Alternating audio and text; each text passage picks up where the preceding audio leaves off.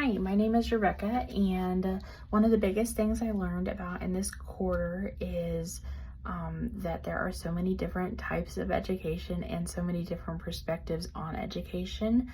And so I think one of the biggest assignments that really helped me realize like the differences was I interviewed one of my great friends. Her name is Belinda Montgomery, and she was a teacher, an elementary school teacher for I think 6 or 7 years. And then an instance happened and she realized that she didn't want her kids in the public school system, and she had a completely different view on education.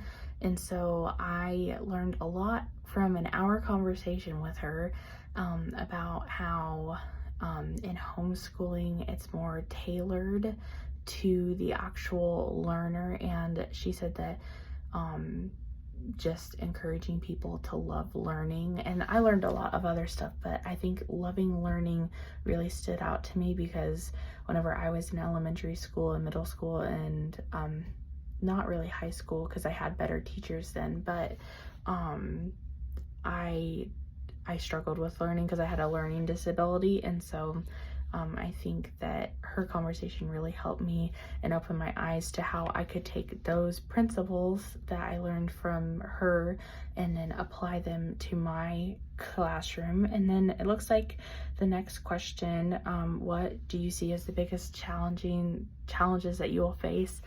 I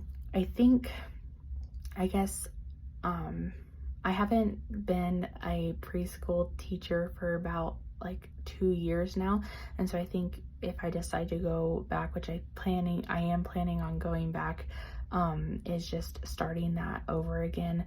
I remember loving having like the relationships with the kids and then also with the parents. I think the biggest thing for me is like letting go after the year because they grow up so fast, and I think that that's probably my biggest challenge. And then I guess the third question is how do you see yourself using technology?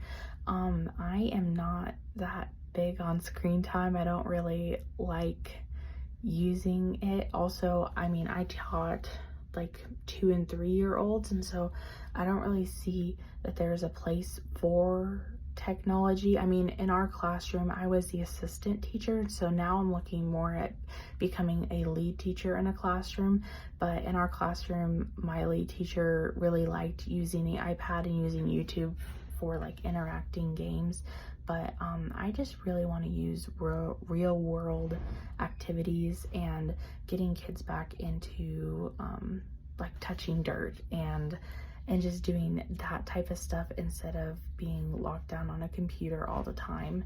But I do see, like, as you get older, the benefits, and I know that you have to learn how to use these systems to be successful in the day and age that we live in. So I'm not discounting that. I just don't want to have my students at that age, since I do teach 2 and 3 year olds. I think that using it as a tool but not as a reward, because if you use it as a reward, then sometimes it gets addictive. So yes, those are my answers, and I really enjoyed this class and I did learn a lot, and I hope everybody has a great future in their future of teaching and education. Thank you. Bye.